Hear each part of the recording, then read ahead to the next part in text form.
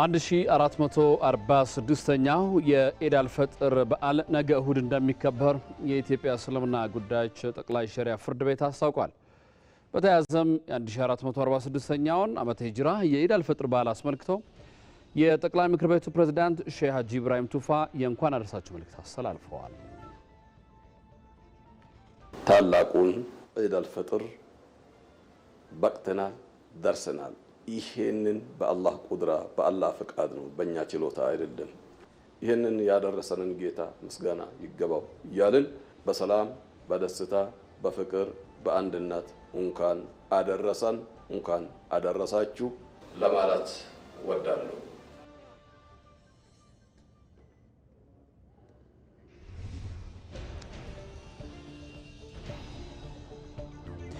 የጾም ምንዳ ሙሉ የሚሆነው በጎ አድራጎትና መተሳሰብ ሲጨመርበት ነው አሉ ጠቅላይ ሚኒስትር አብይ አህመድ። ጠቅላይ ሚኒስትሩ ነገ የሚከበረውን 1446ኛውን የኢድ አልፈጥር በዓል አስመልክተው የእንኳን አደረሳችሁ መልእክት አስተላልፈዋል።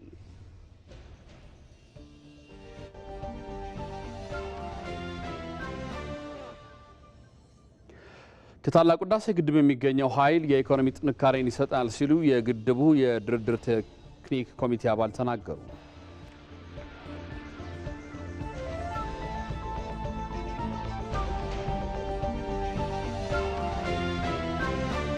ሀገሮቻችን አብዛኛዎቹ የኃይል እጥረት ያለባቸው አገሮች ከመሆናቸው የተነሳ ከፍተኛ ኢኮኖሚያዊ ጥቅም እና ትስስር ይፈጥራል።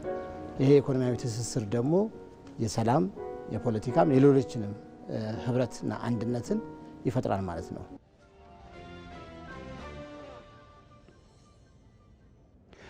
የራሳቸውን የፖለቲካ ፍላጎት ለማሳካት በሐሰት መረጃ ህዝብን ከህዝብ ለማጋጨት የሚጥሩ ኃይሎች ከድርጊታቸው ሊቆጠቡ እንደሚገባና ህዝቡም ከተሳሳቱ መረጃዎች ራሱ ሊጠብቅ እንደሚገባ አስተያየታቸው ለኢቲቪ የሰጡ የአዲስ አበባና የሐዋሳ ነዋሪዎች ተናገሩ።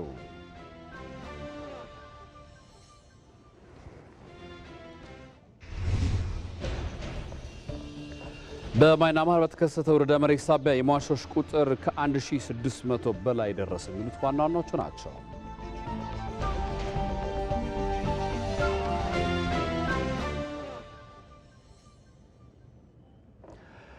መጋቢት 20 2017 ዓ.ም ጤና ይስጥልኝ እንደምን አመሻችሁ። ለመላው የእስልምና እምነት ተከታዮች በሙሉ እንኳን ለ1446ኛው የኢድ አልፈጥር በዓል በሰላም አደረሳችሁ።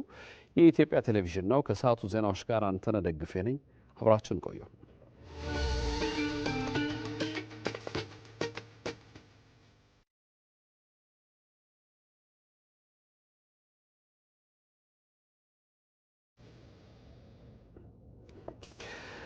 አንድ 1446ኛው የኢድ አልፈጥር በዓል ነገ እሁድ እንደሚከበር የኢትዮጵያ እስልምና ጉዳዮች ጠቅላይ ሸሪዓ ፍርድ ቤት አስታውቋል። የኢትዮጵያ እስልምና ጉዳይ ጠቅላይ ሸሪዓ ፍርድ ቤት ምክትል ፕሬዝዳንት ሼህ ሸረፈዲ ሚስባህ እንደገለጹት የሸዋል ጨረቃ ዛሬ ምሽት በመታየቷ የኢድ አልፈጥር በዓል ነገ እሁድ መጋቢት 21 2017 ዓ.ም ይከበራል። በአገር ውስጥ ሆነ በውጭ ሀገር ለሚኖሩ ለሁሉም ሙስሊሞች እንኳን ለ1446ኛው የኢድ አልፈጥር በዓል በሰላም አደረሳችሁ ብለዋል። በዓሉ ለሀገራችንና ለመላው ዓለም ህብረተሰብ የሰላም የደስታና የፍቅር እንዲሆን መልካም ምኞት መልእክት አስተላልፈዋል። የጠቅላይ ሸሪዓ ፍርድ ቤት ምክትል ፕሬዝዳንት ሙስሊም ማህበረሰብ ያጡና የተቸገሩ ወገኖቻችን በማሰብ በመርዳት በመተዛዘን በዓሉ እንዲያከብሩ ጥሪ አቅርበዋል። የኢትዮጵያ እስልምና ጉዳዮች ጠቅላይ ምክር ቤት የ1446ኛውን ዓመተ ሂጅራ የኢድ አልፈጥር በዓልን አስመልክቶ ዛሬ እንኳን አደረሳችሁ መልእክት አስተላልፈዋል። የእንኳን አደረሳችሁ መልእክቱን ያስተላልፉት የጠቅላይ ምክር ቤቱ ፕሬዝዳንት ሼህ ሀጂ ኢብራሂም ቱፋ እንዳሉት ህዝበ ሙስሊሙ የኢድ አልፈጥር በዓልን ሲያከብር በጾም ወቅት ሲያደርገው እንደነበረው የእርስ በርስ በመደጋገፍና ለተቸገሩ ወገኖች በማካፈል ሊሆን እንደሚገባም አስገንዝበዋል። 1446ኛው ለተከበረው ለዒድ አልፈጥር እንኳን በሰላም አላህ አደረሳችሁ እንኳን አደረሰን ለማለት ወዳለሁ። ኢድ ስናከብር ብቻችን አይደለም። እኛ ያለን በአለን ተደስተን ታጠቅመን በደስታ ቤታችን ውስጥ ስናስተላልፍ ወገኖቻችን እሳ ከቤት ንብረታቸው የተፈናቀሉሳ የሚደሰቱበት የሌላቸው ደሃዎች፣ አቅመ ደካማዎች፣ ወላጅ አልባዎች፣ ሜዳ ላይ የወደቁ ደግሞ ችግረኞች፣ በየመንገዱ ተሰራንፎ የሚገኙት ምስኪኖችሳ ምን ይሁኑ የሚለውን ሁላችንም ከወዲሁ ማሰብ አለብን። የረመዳን ወር በአንድነት በፍቅር በአብሮነት በመተጋገዝና በመደጋገፍ ማለፉን የተናገሩት ፕሬዝዳንቱ በጾም ወቅት የሌላው እምነት ተከታዮችም ላሳዩ ትብብር ምስጋናቸውን አቅርበዋል። ፕሬዝዳንቱ አክለውም የረመዳን ጾም ስለተፈታ መረዳዳትን መተው የለብንም፣ የተጀመረው መደጋገፍ መቀጠል እንዳለበትና ሰላም ለሀገር ለሁለንተናዊ እድገት ወሳኝ በመሆኑ እያንዳንዱ ምእመን ለዘላቂ ሰላም ግንባታ የበኩል መወጣት እንዳለበት በአጽንኦት ተናግረዋል። ረመዳን ስለሆነ ኸይራቶችን እናበዛለን አይደለም። ረመዳን ስለሄደ ኸይራቶችን እናቆማለን አይደለም። የተጀመረው አንድነት የተጀመረው ትብብር ተጠናክሮ ይቀጥላል። ከሁሉም በላይ ሰላም ሲኖር ሁሉም ነገር ይኖራል። ወገኔ ጎረቤቴ ሰላም ሲሆን ነው እኔ በሰላም መኖር የሚችለው። ሰላምን ስንመኝ ለዓለም ነው የምንመኘው፣ ከራሳችን ጀምረን ማለት ነው። ለሰላም ሁላችንም በሰላም ሁላችንም መስራት መትጋት፣ ለሰላም ዘብ መሆን አለብን። የጾም ምንዳ ምሉ የሚሆነው በጎ አድራጎትና መተሳሰብ ሲጨመርበት ነው አሉ ጠቅላይ ሚኒስትር አብይ አህመድ። ጠቅላይ ሚኒስትሩ የረመዳን ወር ራስን ገዝቶ ከስሜት ወጥቶ ከራስና ከፈጣሪ ጋር በስክነት የመገናኛ ወር ነው ያሉ ሲሆን ኢድ አልፈጥር ደግሞ የምስጋና በዓል ነው ብለዋል። በእንኳን አደረሳቸው መልእክታቸው ላይ መልእክታቸውን ሙሉ ቃል ተመስገን ሽፈራው እንደሚከተል ያቀርበዋል።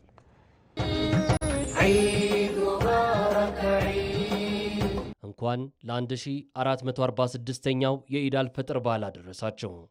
ኢድ አልፈጥር የረመዳን ጾም መጠናቀቂያ በዓል ነው። ኢድ አልፈጥር የምስጋና የበጎ አድራጎትና የወንድማማችነት እህትማማችነት በዓል ነው። ኢድ አልፈጥር ከአንድ ወር የጾም ጊዜ በኋላ የሚመጣ በዓል ነው። ጾሙ የሰውን ድካም አቅም ማነስና ልክ የሚያሳይ ነው። ፈጣሪ ካልደገፈው በቀር የሰው ልጅ አቅም ውስን መሆኑን ያሳያል። ትዕቢት፣ ጥጋብና ክፋት በዚህ ደካማ ሰው ላይ መብቀላቸውን ለተመለከተ የሰው ጠላቱ የገዛ ጠባዩ መሆኑን ይማራል። ሰው በዘመናት ውስጥ ሌሎችን ለመግዛት የታገለውን ያህል ራሱን ለመግዛት አልታገለም። ዛሬም በሀገራችን የምናየው ፈተና በዋናነት ራስን ካለመግዛት የሚመጣ ፈተና ነው። ራሱን የማይገዛ ሰው አቅሙን አያውቀውም፣ ወደ ውስጡም አያይም። ጠላቱን ከገዛ ጠባይ ውስጥ ከመፈለግ ይልቅ ጠላቱን ከጎረቤቱ ይፈልገዋል። በዚህ የተነሳ ከገዛ ወገኑ ጋር ሲቃረን ይኖራል። እንደ ረመዳን አይነት ወቅቶች ውስጥን ለመመልከት የሚጠቅሙ ናቸው። ውስጣቸውን የተመለከቱ ሰዎች ምስጋና ገንዘባቸው ነው። ሰው የራሱን ልክ ካላወቀ ሌላውን አያደንቅም፣ ሌላውን አያመሰግንም። የሌላውን ካልተረዳ ያለውን አያውቅም፣ አያደንቅምም። የራሱ ጠላት የገዛ ጠባዩ መሆኑ ካልገባው ሌላው ወገኑን አያፈቅርም። ለዚህ ነው የጾሙ መጨረሻ ኢድ አልፈጥር የምስጋና በዓል የሆነው። ጾሙ ከቤተሰብ ጀምሮ እስከ ማህበረሰብ ድረስ ራስን ገዝቶ ለመሰባሰብ ይጠቅማል። መሰባሰቡም ከስሜት የወጣ ስክነትና ራስን መግዛት ያለበት ነው። ሀገራዊ ምክክራችን ይህንን እሴት ቢላበስ እንጠቀማለን። መነጋገሩ ብቻ አይጠቅምም። ከስሜት ወርዶ በስክነት ተሞርዶ ነገን ተመልክቶ መመካከር፣ ያ ከሆነ እንደ ኢድ ሁሉ የምክክራችን ፍጻሜው ምስጋና ይሆናል። የኢድ ሌላው እሴት በጎ አድራጎት ነው። አቅም ለሌላቸው፣ ሁኔታው ላልተሟላላቸው ወገኖች መልካም ነገር ማድረግ፣ ዝምድናን፣ ዘርን ወይንም እምነትን ሳይመለከቱ ሰውን በሰውነቱ ብቻ መርዳት። የጾም ምንዳ ሙሉ የሚሆነው በጎ አድራጎት ከተጨመረበት ነው። በጎ አድራጎት ማለት ከራስ አጉድሎ ለሌላው መሙላት ነው። እንደ ሀገር ለመቀጠልና እንደ ሕዝብ ለመተሳሰር በጎ አድራጎት እጅግ አስፈላጊ እሴት ነው። ራስን በሌላው ጫማ ላይ አስገብተው ማየት፣ የሌላውን ጉድለት ለመሙላት ሲባል የራስን ማጣት፣ ለምን ወገን ያዝናል፣ ለምን ወገን ይከፋል ብሎ መንገብገብ። ሁላችንም የራሳችንን ወገን ጥቅምና መብት በማስከበር ብቻ ሀገር ልንገነባ አንችልም። ትስስራችንን ወገን ዘለል ሆኖ የሌላውን ወገን ጉዳትና ፈተና መጋራት ይገባዋል እንጂ የኔ ቤት ሲሟላ አይደለም የእርሱ ቤት የሚሟላው፣ የእርሱ ቤት ሲሟላ ነው የኔ ቤት የሚሟላው። የፖለቲካ ምህዳራችን በእነዚህ ነባር እሴታችን ላይ ካልተመሰረተ ፍትሐዊነትና እኩልነትን ለማስፈን እንቸገራለን። እነዚህ ሁለቱን እሴቶች የሚያስተሳስረው የኢድ እሴት ወንድማማችነትና እህትማማችነት ነው። ወንድማማችነት ወይም እህትማማችነት ማለት በጋራ እሴቶች በመተባበርና በጋራ ግብ ላይ የተመሰረተ ወዳጅነት ነው። ይህ ወዳጅነት በስነ ምግባር የተገራ ፍቅርንና አንዱ ለሌላውን መቆምን መሰረት ያደረገ ነው። የጋራ ኃላፊነትም ይወስዳል። በሀገራችን የፖለቲካ ህይወት እጅግ አስፈላጊው ግን እጅግ የተረሳው እሴት ነው። መብትንም ሆነ ግዴታን በወንድማማችነት እህትማማችነት መነጽር መመልከት ነገሩን ለሰውነት ቅርብ ያደርገዋል። ለእኔ ከሚለው አውጥቶ ለእኛ ከሚለውም ጭምር አውጥቶ ለነርሱና ለኛ ለነርሱና ለኛ ከሚለውም አውጥቶ ለኛ ይቅርብንና ለነርሱ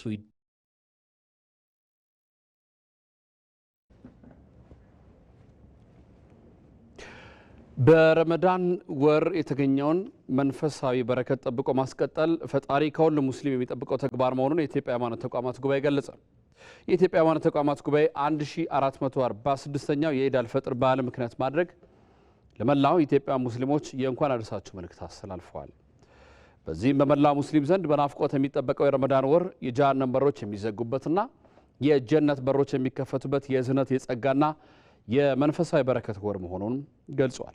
ወሩ ሙስሊም ወገኖች በጾምና በዱዓ ወደ ፈጣሪያቸው አብዝተው የሚቀርቡበት፣ ፍቅርና መተሳሰብ የሚሰፍንበት፣ ርኅራኄና በጎነት የሚልቅበት፣ ወንድማማችነት መረዳዳትና ሰላም የሚስፋፋበት ታላቅ የጸጋ ወቅት ነው ብለዋል። በረመዳን ወር የተገኘውን መንፈሳዊ በረከት፣ ትህትና፣ ፍቅርና አንድነት ጠብቆ ማስቀጠል ፈጣሪ ከሁሉም ሙስሊም የሚጠብቀው ተግባር ነው ያለው ጉባኤው ከመንፈሳዊ ከፍታ ሳይወርዱ ሁልጊዜ ሕይወትን በመርህ መምራት አስፈላጊ መሆኑን አመላክቷል። ማህበረሰቡ የኢድ አልፈጥርን በዓል ሲያከብር እንደተለመደው ለሀገር ሰላምና እድገት እንዲሁም ለሕዝቦች አንድነት ዱዓ በማድረግ የተቸገሩ ወገኖችንም በመደገፍ የታመሙትንን በሕግ ጥላ ስር የሚገኙትንም ደግሞ በመጠየቅ ሊሆን እንደሚገባም አሳስበዋል።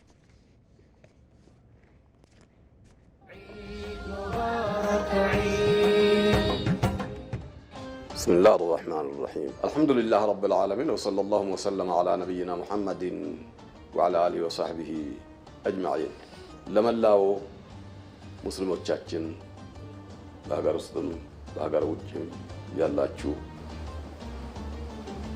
ከሁሉም በፊት የአላህ ሰላምታ በረካት እንድደርሳችሁ አሰላሙ አለይኩም ወራህመቱላሂ ወበረካቱሁ። ታላቁን ዒድ አልፈጥር በቅተናል፣ ደርሰናል። ይሄንን በአላህ ቁድራ በአላህ ፍቃድ ነው፣ በእኛ ችሎታ አይደለም። ይሄንን ያደረሰንን ጌታ ምስጋና ይገባው እያልን በሰላም በደስታ በፍቅር በአንድነት እንኳን አደረሰን እንኳን አደረሳችሁ ለማለት ወዳለሁ።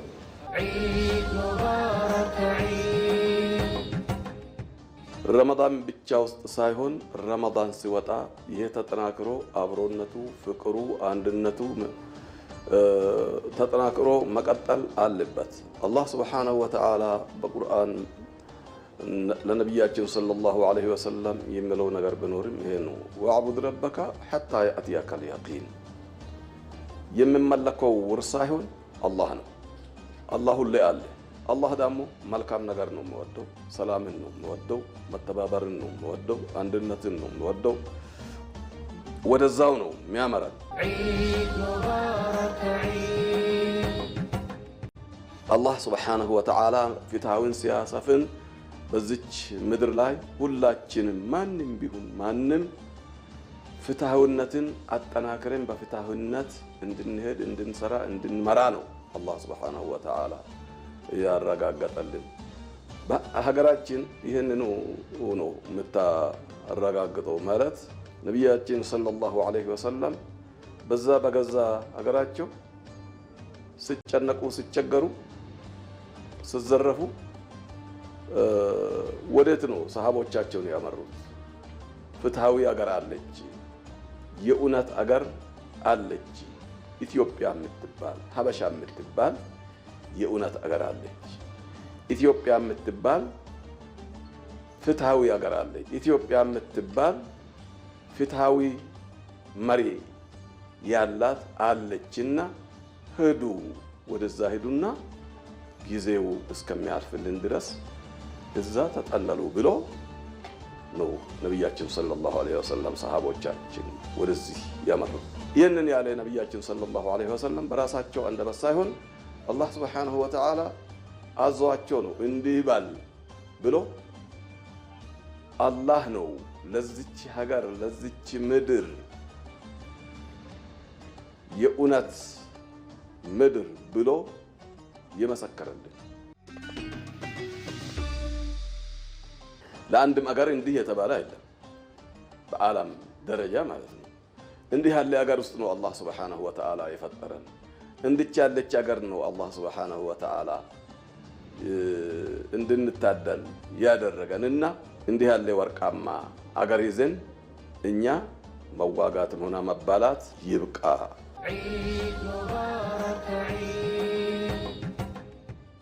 ውጋ ከፈለግን የምንዋጋቸው ጠላቶች ማአት አሉ። ደህነትን መዋጋት አለብን። ትልቁ ጠላታችን እሱ ነው። ተባብረን በአንድ ክንድ ደህነትን እንዋጋ። መዋጋት ከፈለግን አለ ሸይጣን ደግሞ ተከትሎ መመጣ ሰውን የሚያጣላ የሚያቃጥር አቃጣሪ ሸይጣን አለ። ነፍሲያችን አለች። እነኝን እንዋጋቸው። መዋጋት ከተፈለገ ማለት ነው። ውሸትን እንዋጋቸው። ሁላችንም በአለንበት ከራሳችን ጀምረን ነው ሰላምን የምናመጣ። በቃል አይደለም፣ ይሄ በተግባር ነው የሚፈለገው።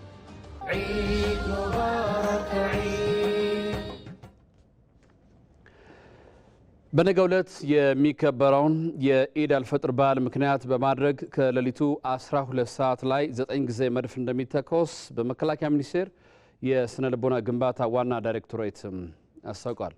ክቡራን ተመልካቾቻችን ነገ የሚከበረውን የ1446ኛውን የረመዳን በዓል በማስመልከት የኢድ ሰላት ስነ ስርዓትን የኢትዮጵያ ብሮድካስቲንግ ኮርፖሬሽን ከስፍራው ከማለዳው ጀምሮ በቀጥታ የሚያስተላልፍ ይሆናል። እንድትከታተሉንም ከወዲሁ እንጋብዛለን።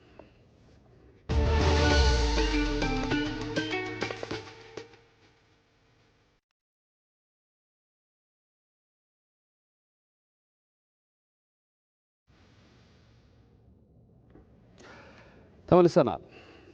የእንስሳት መኖና የከሰል ማሽን የሰሩ ግለሰብን እናስተዋውቃችሁ።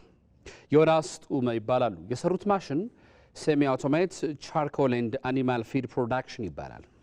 ማሽኑ ፕሮፊስ ጁሊ ፍሎራ እየተባለ የሚጠራውና በአፋርና ሶማሌ ክልሎች የሚገኘውን አረም ለመቀነስ የተሰራ ነው። ይህ ማሽን ታዲያ የአረሙን ግንዱን ወደ ከሰልነት፣ ፍሬውን ደግሞ ከሌሎች ሰብሎች ጋር በመቀላቀል ለእንስሳት መኖነት ለመቀየር የሚያስችል ነው። ከራሳቸው አንደበት እንከታተል።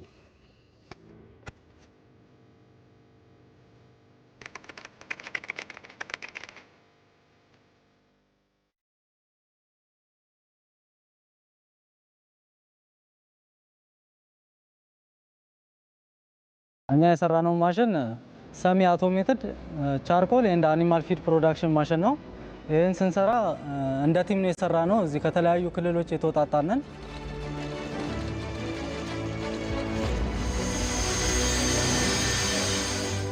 ይህን ቴክኖሎጂ ለመስራት ያነሳሳ ምንድነው? ፕሮሶፊስ ጁሊ ፍሎራ ወይ ደግሞ የፈረንጅ ብስኩት የሚባል ተክል አለ፣ አረም። ይህም አረም 1.3 ሚሊዮን ሄክታር ይዟል በኢትዮጵያ ውስጥ ማለት ነው፣ በዚህ አፋርና ሶማሌ ሪጅን ላይ ማለት ነው። ያንን ተክል ምንድነው የሞር የከርሰ ምድርን ውሃ ይመጣል፣ ፈርታይል የሆነ የእርሻን ቦታ ይይዝብናል ማለት ነው። ይህን ተክል በማስወገድ ለምርትነት ወደ ቻርኮልና ወደ አኒማል ፊድ ለመቀየር ነው ያሰብነው። ይህንንም ለመስራት የሚያስፈልጉ ማሽኖችን ሰርተናል። የኛ ለየት የሚያደርገውን ቴክኖሎጂያችን ኤሌክትሪክ ካርባናይዘሩ ጭስ አልባ ነው። ይህን ተክል እንግዲህ ግንዱ አይፈለግም፣ ግንዱን ወደ ከሰልነት እንቀይረዋለን። ፍሬው ደግሞ ከብቶች እየበሉት ዳጀስት ስለማትሆን ፍሬዋን እንድትፈጭ በማሽኑ በመፍጨት ከተለያዩ ከበቆሎና ከተለያዩ ሬሾ አለ እሱን በመደባለቅ ለመኖነት ይውላል ማለት ነው። ስለዚህ ዱዋል ፈንክሽናል የሆነ ማሽን የሰራ ነው።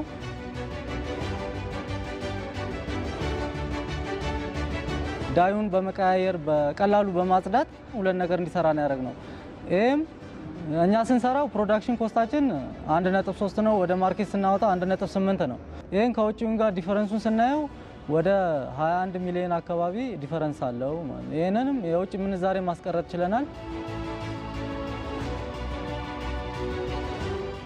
ይሄ ማሽን ለ20 ሰው የስራ እድል ይፈጥራል። ኮንትሮል ሲስተም አለው የራሱ የሆነ ማሽኑ ምንድነው 16 ሰዓት እንዲሰራ አድርገን ነው ፕሮዳክሽኑን የሰራ ነው ማሽኑን የሰራ ነው ማለት ነው።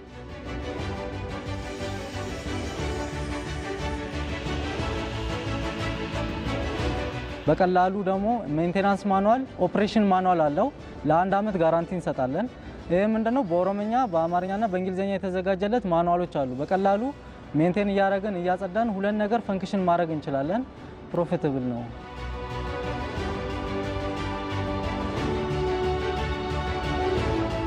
በቀጣይ ቦታ ተመቻችቶልን ፋይናንስ ድጋፍ ብናገኝ ከዚህ በበለጠ በኢንዱስትሪ ሌቭል ነው አሁን ሚኒን የሰራ ነው። ከዚህ በላይ መስራት እንችላለን። አመሰግናለሁ።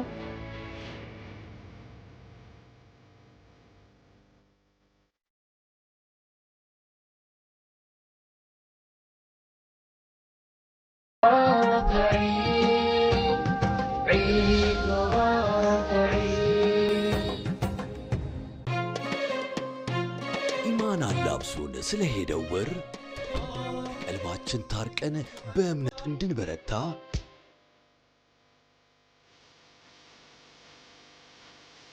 የወደፊት ጉዟችንም በደስታ የተቃኘ እንዲሆን መተማመናችን ችሮታው በማያልቅበት በእርሱ በአላህ ነው።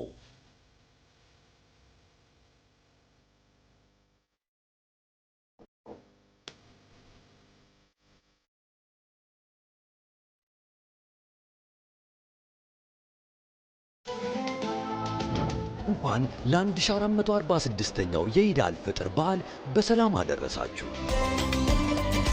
ከውጭ ሀገራት በኢትዮ ዳይሬክትና ካሽኮ የሞባይል መተግበሪያዎች እንዲሁም በውጭ ሐዋላ አስተላላፊ ድርጅቶች በኩል ገንዘብ ሲላክሉ በዕለቱ የምንዛሬ ዋጋ ላይ የ12 ብር ተጨማሪ ጉርሻ የሚያገኙ መሆኑን በአክብሮት እንገልጻለን። ኢድ ሙባረክ።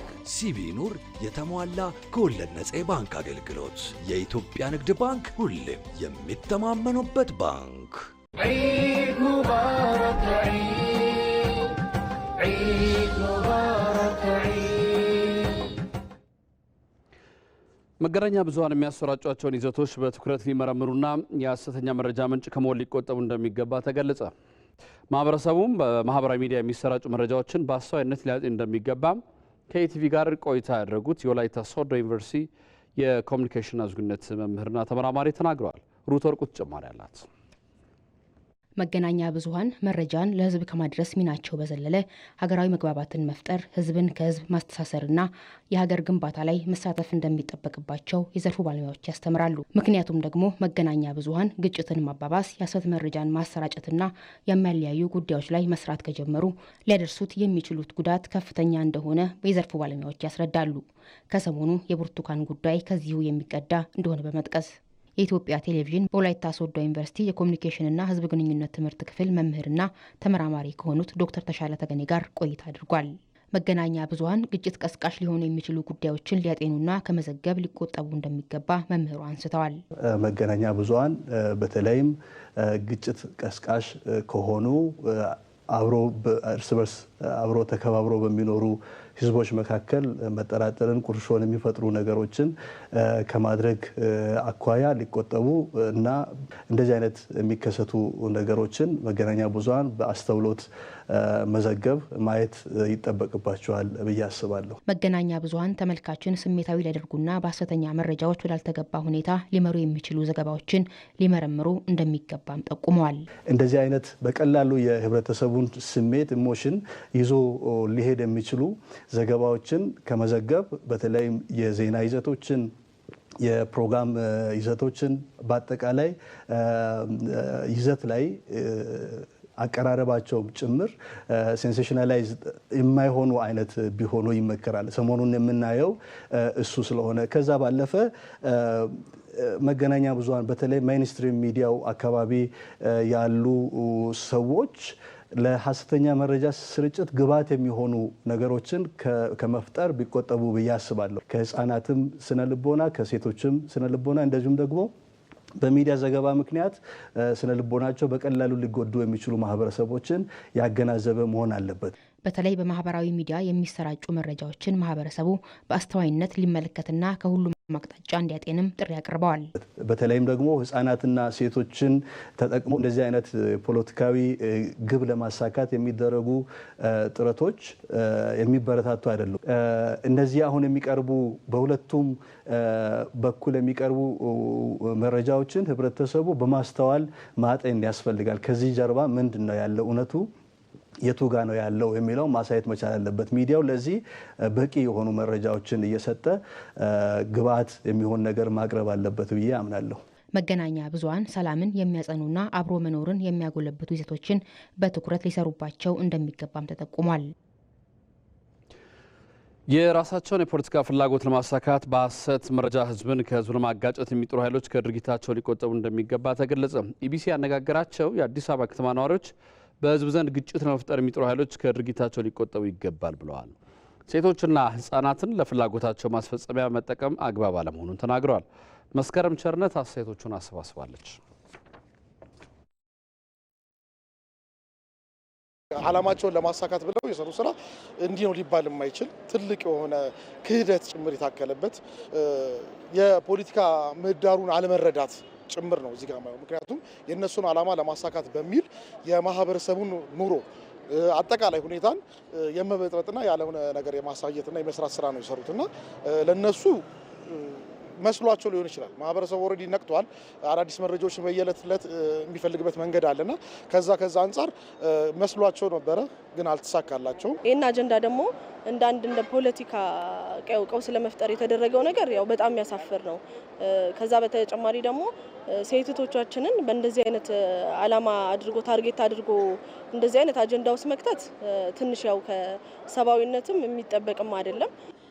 ሐሰት ነገርን ይዞ አለማራመድ ህብረተሰቡ ጥንቃቄ እንዲያደርግ በተለይ ወጣቱ ጥንቃቄ አድርጎ ወደ ስራ እንጂ ወደ ወሬና ወደ ሁከት እንዳይሄድ ፈልጋለሁ። የማይሆን ያልተፈጠረ ሆኗል ተፈጠረ ብሎ ማውራት ማረግ ለዚህ ሀገር ብዙ ነገር ፈልጎ ነው እነሱ ያርጉትን፣ ግን ጥሩ አይደለም። አይነት እንደዚህ አይነት ጠቃሚ ነገር ሚዲያ ላይ ማውጣት አለበት እንጂ ድራማ እንደ ድራማ ማስተላለፍ ይቻላል። የህዝብ ሚዲያ ላይ የህዝብ ፕሮግራም ላይ ደግሞ ድራማው እውነት ብሎ ማስተላለፍ ጥሩ አይደለም። ለምን ለሀገር ጥሩ አይደለም። ሚዲያ እነሱ ቀድሞ ገብቷቸዋል ሀገር እንደሚያፈርስ ሰው እንደሚያበጣብጥ። በዛ ውስጥ ደግሞ የነሱ ጥቅም አለ። የደም ነጋዴዎች ይኖራሉ። ይሄ ነገር ሲፈጸም ለነሱ ትርፍ የሚያገኙ አካላቶች ይሄን ነገር አስበው አረጉት። ጠነሰሱት፣ ጠንሰሱን እርሻቸውን ለማባዛት ሞከሩ። ሳይሳካ በተደረገው ፌደራል ፖሊስና አንዳንድ ሚኒስትር ሚዲያዎች ያረጉት ጥናት ለህዝቡ ቶሎ ይፋ በመሆኑ ያ ነገር ሳይከሰት ቀርቷል እና አልተሳካላቸውም ነው ጀነራል ለነሱ የሚላቸው። እንደ ህግ መጠየቅ አለባቸው እንደ ህግ። ምክንያቱም ሴት እህቶቻችንን በእንደዚህ አይነት ዓላማ ላይ ማዋር ራሱ ተገቢም አይደለም። በተመሳሳይ በተሳሳቱ መረጃዎች በህዝቦች መካከል ጥርጣሬን ለመፍጠር ከሚሰሩ አካላት መጠንቀቅ እንደሚገባ አስተያየታቸው ለኢቲቪ የሰጡ የሐዋሳ ከተማ ወጣቶች ገልጸዋል። ከሰሞኑ በተለያዩ ሚዲያዎች የተስተዋለው የፈጠራ ታሪክ ለመረጃ ማጣራት ስራ ትኩረት እንድንሰጥ ያደረገ ነው ብለዋል። አስተያየቶቹን ተከትለን እንመለስ። እንደዚህ አይነት መረጃዎች እንደ ተቋም እንደ ግለሰብ መቆጠብ አለባቸው ብዬ አስባለሁ። ምክንያቱም የግል ጥቅምን መሰረት አድርጎ የሚረጩ ነገሮች ነገ ላይ ምን ሊያመጡ ይችላሉ የሚለውን ነገር በግራ በቀኝ ማየት ያስፈልጋል። ምክንያቱም ሰው ሲኖር ነው አገር ሲኖር ነው የተቀበልነውንም ብር መልሰን መተግበር የምንችለው። ከጀርባው የሆነ ነገር እንዳለ ነው ለመረዳት የቻልኩት። ህዝብን ከህዝብ ጋር ለማጋጨት ወይም ደግሞ ህዝብ ላይ መንግስትን ለማራራቅና ከጀርባው ሌላ ዓላማ ያለበት ይመስለኛል እንደኔ ሳስበው። አሁን ሀገር ሰላም እንዳትሆን፣ እንዳትረጋጋ፣ ልማቷን እንዳታረጋግጥ፣ እንደ ሀገር ከድህነት እንዳንወጣ የሚሰሩ ኃይሎች አሉ። የሚታወቁ ናቸው ከሀገር ውስጥም ከሀገር ውጭም። ለነዚህ ማገዶ መሆን ያስፈልጋል። እንደዚህ አይነት አጀንዳዎች ነገ ላይ የሚያመጡት ትልቅ ጉዳት አለና በተለይ ሴቶችን በተለይ ህጻናትን ተጠቅሞ ለእንደዚህ አይነት አጀንዳ ማስፈጸሚያ ማድረግ እውነት ለመናገር ፈጽሞ ትክክል ያልሆነ ተግባር ነው። ወጣቶች በሁለት በኩል ሆነው ነገሮችን ማሰብ እንዳለባቸው ማህበራዊ ሚዲያ ሲጠቀሙ ከምንጩ እውነት ነው ወይ ውሸት ነው የሚለውን ነገር ተገንዝበው ያለውን ነገር ቢያገናዝቡ ጥሩ ነው ብዬ አስባለሁ። እኔ ብዙ ጊዜ ሰው በሚዲያ ሲያይ በስልኩ ሲያይ እውነት ነው የሚመስለው። ምክንያቱም በስልኩ ስለመጣ በቴሌቪዥን መስኮት ስለመጣ እውነት ነው የሚመስለውና እውነትን ከሐሰት ለይቶ ይሄ እንዴት ነው ብሎ አገናዝቦ መስማት እንዳለበት ያነቃ ይመስለኛል። እንደ ሀገርም ያነቃ ይመስለኛል።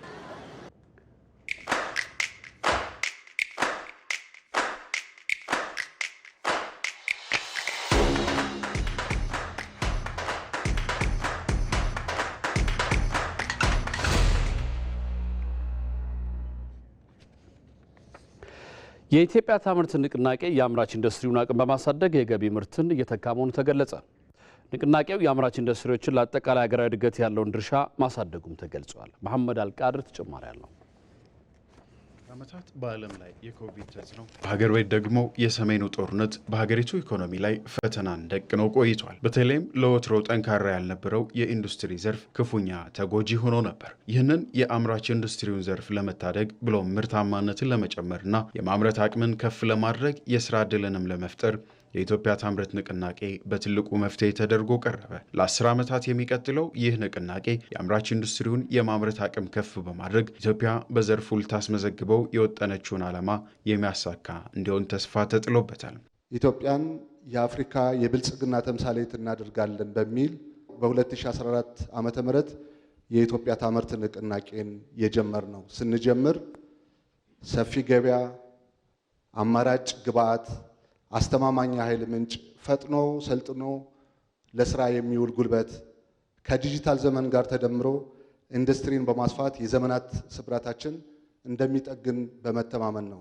የኢንዱስትሪ ሚኒስቴር ለአምራች ኢንዱስትሪው ምርታማነት የአሰራር ስርዓቶችን በማሻሻል የኢንዱስትሪውን የማምረት አቅም ከዓመት ወደ ዓመት በእድገት እንዲሸጋገር አድርጓል። ተኪ ምርቶችንም ማሳደግ ተችሏል። ባለፉት ዓመታት በተከታታይ በተሰሩ ስራዎች በአማካኝ የኢንዱስትሪዎቻችን የማምረት አቅም አጠቃቀም ወደ 61.2% ማድረስ ተችሏል። ሁለተኛው ገቢ ምርትን የመተካት ስራ ነው በልዩ ትኩረት ተሰጥቶ ሲሰራ የነበረው። በ2014 ዓመተ ምህረት 348 ሚሊዮን ዶላር የሚያወጣ ምርት ነበረ በአመቱ መተካት የቻልነው። 2016 መጨረሻ ላይ ወደ 2 ቢሊዮን ዶላር የሚያወጣ ምርቶችን ነው መተካት የቻልነው። 2017 የመጀመሪያው ሩብ ዓመት ከዚህ ከፍ ያለ ውጤት ነው ያስፈጸምነው። በግማሽ ዓመቱ ደግሞ 2 ቢሊዮን 17 ሚሊዮን ዶላር የሚያወጣ ምርትን በሀገር ውስጥ መተካት ተችሏል። የኢትዮጵያ ታምርት ንቅናቄ የንግድ ሚዛንን ያስተካከለ፣ ወደ ውጭ ገበያ የሚላኩ ምርቶችንም ያሳደገ ስለመሆኑ ይገለጻል። 2014 ላይ ማኑፋክቸሪንግ ኢንዱስትሪ በ4.8% ነበር ሲያድግ የነበረው። 2015 ላይ በ7% ነው ያደገው። 2016 ላይ በ10.1% ነው ያደገው። አሁን በ11.9% ያድጋል ተብሎ ይጠበቃል። በቀጣይም የማኑፋክቸሪንግ ኢንዱስትሪ እድገት በአጠቃላይ ኢኮኖሚው ላይ ከፍ ያለ ድርሻ እንዲኖረው ማድረግ ይቻላል።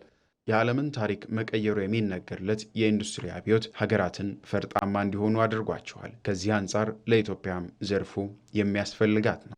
ኢንዱስትሪ ለኢትዮጵያ እድገት፣ ለኢትዮጵያ ብልጽግና በእጅጉ ወሳኝ የሆነ ሴክተር ነው። አሁን ባለው ሁኔታም ካለን ጂዲፒ 1/3 ገደማውን የሚሸፍነው ኢንዱስትሪ ነው።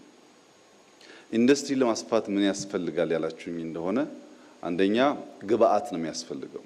የግብርና ግብአት ለኢንዱስትሪ በጣም ወሳኝ ነው። ለዚህም ነው አስቀድመን ግብርና ላይ ሰፋፊ ኢንተርቬንሽኖች የወሰድ ነው። እድገቱ እየመጣ ነው። ኢንዱስትሪው ካልተዘጋጀ በቀር በግብርና ዘርፍ ያመጣናቸው ውጤቶች በሀገር ደረጃ ለምናስባቸው የብልጽግና ጉዞዎች በቂ ውጤት ሊያመጡ አይችሉም። ግብርና ላይ ተሳክቶልናል። ኢንዱስትሪ ላይ እንዲሳካልን ተባብረን ልንሰራ ይገባል። የአምራች ኢንዱስትሪው የታለመለትን ለማሳካት በኢትዮጵያ ታምርት ንቅናቄ የተጀመሩ ስራዎች አበረታች ቢሆንም አሁንም የአሰራር ስርዓቶች ማሻሻያዎችን ማድረግ ዘርፉ በትልቁ የሚሻው ጉዳይ ነው። ከታላቁ ህዳሴ ግድብ የሚገኘው ኃይል የኢኮኖሚ ጥንካሬን ይሰጣል ሲሉ የግድቡ የድርድር ቴክኒክ ኮሚቴ አባል ተናገሩ። በኃይል ሽያጭም ከጎረቤት ሀገራት ጋር ያለውን ትስስር ይጨምራል ብለዋል። መቅደላዊት ደረጀ ተጨማሪ አላት። የኤሌክትሪክ ኃይል ለአንድ ሀገር ኢኮኖሚ እድገት በዋናነት ከሚጠቀሱ ጉዳዮች ውስጥ ነው። የግድቡ መጠናቀቅ አሁን ኤሌክትሪክ እያገኘ ያለውን የህዝብ ቁጥር በእጥፍ ያሳድገዋል። የህዳሴ ግድቡ ኢትዮጵያ በየዓመቱ 1 ቢሊዮን ብር ተጨማሪ ገቢ እንድታገኝ ያስችላታል። ከታላቁ የህዳሴ ግድብ የሚገኘው የኃይል አቅርቦት በሀገር ውስጥ ለበርካታ ኢንዱስትሪዎች ጥቅም ላይ ሲውል የኢኮኖሚ ጥንካሬን ይሰጣል ሲሉ የህዳሴ ግድብ የድርድር ቴክኒክ ኮሚቴ አባል ዶክተር በለጠ ብርሃኑ ተናግረዋል። የህዳሴ ግድብን ስንመለከት ከፍተኛ የሆነ የኃይል አቅርቦት ለአገር ውስጥ ሳይሆን ከሀገር ውጭ ላሉ የሚያቀርብ ታላቅ ፕሮጀክትም ነው። 15700 ጊጋዋት ሃወር ኢነርጂ በየአመቱ ማምረት የሚችል ነው።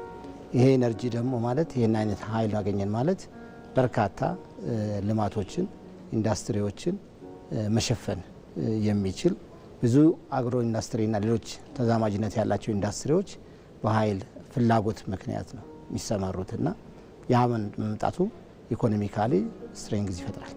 ከህዳሴ ግድብ በሚገኘው የኃይል ሽያጭ የሚገኘው የኢኮኖሚ ተጠቃሚነት ከጎረቤት ሀገራት ጋር ያለውን ትስስር እንዲጨምር ያደርገዋል ያሉት ዶክተር በለጠ ብርሃኑ ለዚህም ያግዝ ዘንድ ከዓለም ባንክ ጋር በመሆን ጥናት እየተጠና ነው ብለዋል። ጎረቤት ሀገሮቻችን አብዛኛዎቹ የኃይል እጥረት ያለባቸው አገሮች ከመሆናቸው የተነሳ ከፍተኛ ኢኮኖሚያዊ ጥቅም እና ትስስር ይፈጥራል። ይሄ ኢኮኖሚያዊ ትስስር ደግሞ የሰላም፣ የፖለቲካም የሌሎችንም ህብረትና አንድነትን ይፈጥራል ማለት ነው። አሁን ባለን ደረጃ እንኳን ኃይል ለሱዳን እንሰጣለን፣ ለኬንያ እንሰጣለን፣ ለጅቡቲ እንሰጣለን። አሁን በቅርቡ ደግሞ ከደቡብ ሱዳን ጋር ሀሳቦችና ውይይቶች እየተደረጉ ነው። ሌሎችም ሀገሮች ራቅ ብለው እንኳን ያሉ ሳይቀሩ እነ ኡጋንዳ፣ እነ ታንዛኒያ ኃይል እንዴት በኮኔክሽን መፍጠር ይቻላል የሚለው ነገር እያስጠኑ ይሄ በጣም ጠንካራ የሆነ ትስስር ከጎረቤት ሀገሮች ጋር ይፈጥርልናል። ለዚህም ነው ከዓለም ባንክ ጋር በተገናኘ የዚህ የኢስተርን ናይል ፓወር ፑል የሚባል ትልቅ ጥናት የተጠና ያለ ነው። ታላቁ የህዳሴ ግድብ ሲሰራ ለኃይል አቅርቦት ይሁን እንጂ አሁን ላይ ለቱሪዝም ማዕከልነትና ለአሳ ሀብት ልማት ያለው አበርክቶ ትልቅ ነው ሲሉ የህዳሴ ግድብ ተደራዳሪው ዶክተር በለጠ ብርሃኑ ይገልጻሉ። ይሄ አካል ትልቅ የቱሪዝም ይሆናል። በመካከሉ እንግዲህ አሁን ባለን ጥናቶች ከ5 ሄክታር በላይ ስፋት ያላቸው ወደ 78 ደሴቶች ይፈጠራሉ።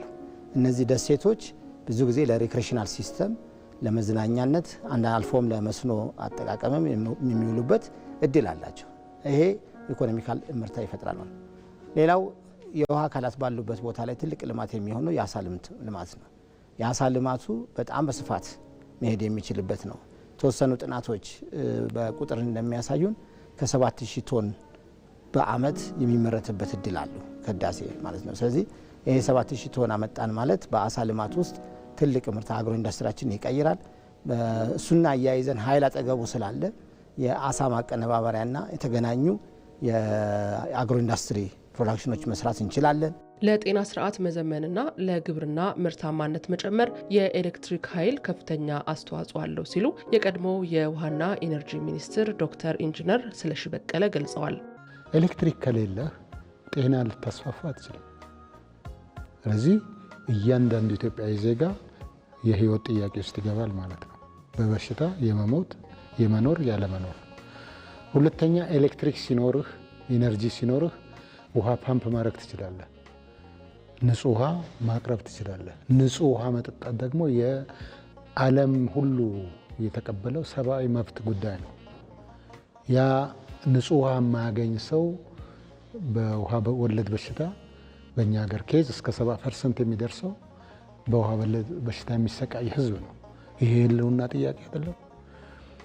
ውሃ ከመሬት ውስጥ በተለያዩ ቦታዎች ላይ ይህን ኢነርጂ ተጠቅመ ፓምፕ በማድረግ ግብርና ምርታማነትን ታሳድጋለህ፣ ምርት ታመርታለህ። ከዚህ በተጨማሪም የታላቁ የህዳሴ ግድብ ለውሃ ትራንስፖርትና ለመስኖ ልማት ቀላል የማይባል ጠቀሜታንም ይሰጣል።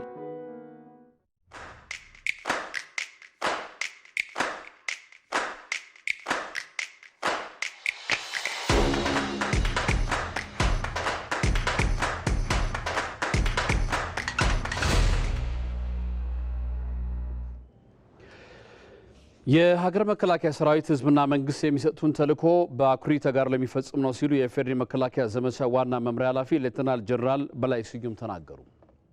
የሁርሶ ኮንቲንጀንት ማሰልጠኛ ትምህርት ቤት ያሰለጠናቸውን አዲስ ምልምል ወታደሮች አስመርቋል። ቴዎድሮስ ታደሰ ተጨማሪ አለው።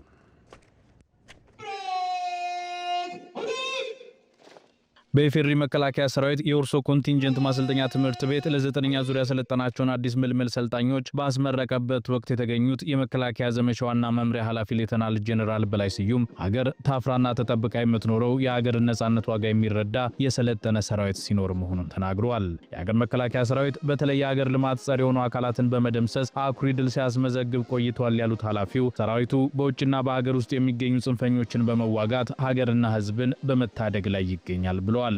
እንደ ተቋም በጠንካራ መሰረት ላይ ለመገንባት መጠነ ሰፊ ፕሮፌሽናል ሰራዊት ግንባታ ሪፎርም ስራዎች እየሰራን ጎን ለጎን ህዝብና መንግስት የሰጠነን ተልዕኮ በአኩሪ ተጋድሎ በመወጣት ላይ ስንሆን ከዚህም አንጻር ከውጭና ከሀገር ውስጥ ጽንፈኛና አሸባሪ ኃይሎች በመዋጋት ህልማቸው እንዳይሳካ በማድረግ የሀገራችንና የህዝባችን በመታደግ ላይ እንገኛለን።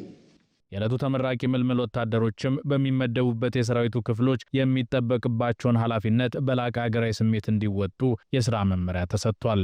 ስልጠናችሁ ቆይታ መሰረታዊ ውትድርና ስልጠና ያገኛችሁትን ወታደራዊ ሳይንስና ጥበብ እንዲሁም እውቀት፣ ችሎታና ክህሎት በመጠቀም በምትመደቡበት የሰራዊታችን ክፍሎች ተልዕኮ አፈጻጸም ብቃት ለማሳደግ ረገድ ከፍተኛ ኃላፊነት እንደሚጠበቅባችሁ አውቃችሁ በታላቅ ሀገራዊ ስሜት እንቅስቃሴ እንድታደርጉ አደራ እላለሁ።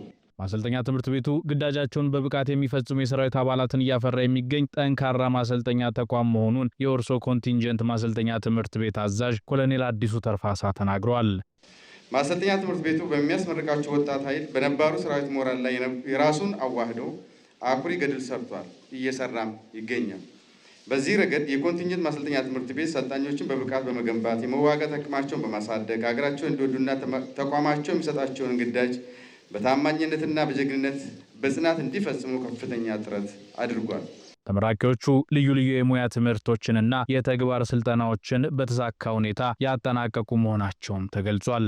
በአጠቃላይ የዛሬ ተመራቂዎች መደበኛ ወታደር ብቻ ሳይሆኑ ከሰርቲፊኬት እስከ የመጀመሪያ ዲግሪ የተለያዩ ሙያ የሰለጠኑና ሙያተኛ የሆኑ ዝግጅትና የምረቃ ዝግጅትን ጨምሮ በድምሩ ለ658 ሰዓት ስልጠና የወሰዱ በመመረቂያ መስፈርቱ መሰረት መያዝ የሚገባቸው ብቃት በእውቀት፣ በክህሎት፣ በችሎታና በአስተሳሰብ የተሻለ ደረጃ በመድረስ ለዛሬ ምረቃ የበቁ ናቸው። የዕለቱ ተመራቂ ምልምል ወታደሮች በቀጣይ የሚሰጣቸውን ግዳጅ በብቃት ለመፈጸም ዝግጁ መሆናቸውንም ነው የገለጹት። ስልጠናው ጥሩ ነው፣ በጣም አሪፍ ነው። ብዙ ነገር ተምረናል እና ወደፊትም ደግሞ በተማርነው መሰረት ሀገራችንና ሕዝባችንን እናገለግላለን።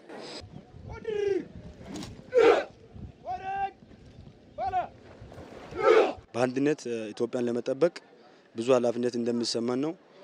ብዙ ከዚህ በፊት ብዙ ያላደረገውን ነገር ለኢትዮጵያ ብዙ ነገር አላደረግንም። አሁን ግን ብዙ ነገር ለማድረግ ዝግጁነት ሞራልም ይሰማናል። በዕለቱ የተመረቁ ምልምል ወታደሮች ለሕገ መንግስቱ ተገዢ በመሆን የሀገርና ሕዝብ አደራን ለመጠበቅ ቃለ መሐላ ፈጽመዋል። ለነገዋ የማገገሚያና የክህሎት ማበልጸጊያ ማዕከል የተመረቁ ሴቶች የስራ ዕድል ተመቻቸላቸው ተገለጸ። በሁለተኛ ዙር 400 ሴቶችን የተቀበለው ማዕከሉ በ17 ሙያ ዘርፎች ያሰለጠናቸውን 380 ሴቶች በዛሬው ዕለት አስመርቋል። ለተመራቂዎቹ እንኳን ደስ አላችሁ መልእክት ያስተላለፉት የአዲስ አበባ ከተማ አስተዳደር ከንቲባ አዳነች አቤቤ ጠንካራ ሀገር ለመፍጠር ሴቶች ላይ መስራት አለብን ብለዋል። ህይወት አበበ ተጨማሪ አላት። ኢየሩሳሌም አበበ ትባላለች።